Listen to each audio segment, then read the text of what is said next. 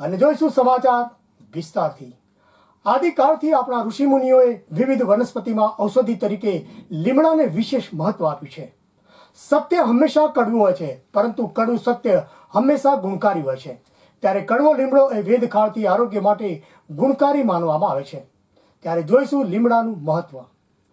કુદરતમાં પ્રકૃતિનું યૌવન એટલે જ વસંત। ખાસ કરીને આ ઋતુમાં અનેકવિધ વનસ્પતિઓ અને ફૂલછોડો પર નવા ફાગ ખીલી ઉઠે છે। ત્યારે આ ઋતુમાં વૈજ્ઞાનિક અને ધાર્મિક દ્રષ્ટિએ અતિ મહત્વ રહેલું છે।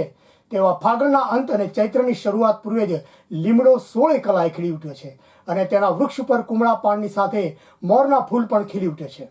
લીમડાના મોરને વેદકાળથી આયુર્વેદમાં અપનાવવામાં આવ્યું છે। આયુર્વેદમાં કહેવત છે કે મીઠું એટલું ઝેર અને કડવું એટલું જ ગુણકારી।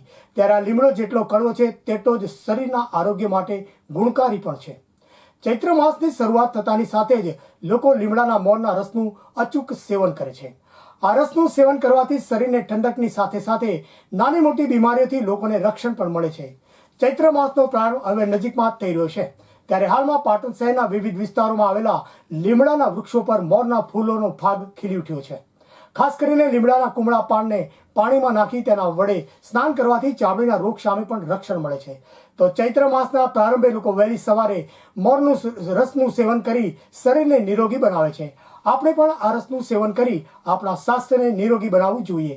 તેના સેવનથી શરીરમાં થતા પિત્ત, વાયુ, કફ, શરદી, મેલેરિયા સહિત વિવિધ રોગો સામે પણ રક્ષણ મળે છે। વસંત ઋતુ એ કફ પ્રકોપને કાળ છે। કફ અને પિત્તનો પ્રકોપ શરીરમાં અનેક રોગોને આમંત્રણ આપે છે। ત્યારે ચૈત્ર માસના 7 દિવસ સુધી લીમડાના મોરનું સેવન કરવાથી શરીર નિરોગી અને તંદુરસ્ત રહે છે, જેથી લીમડાના મોરનું સેવન અચૂક કરવું જોઈએ।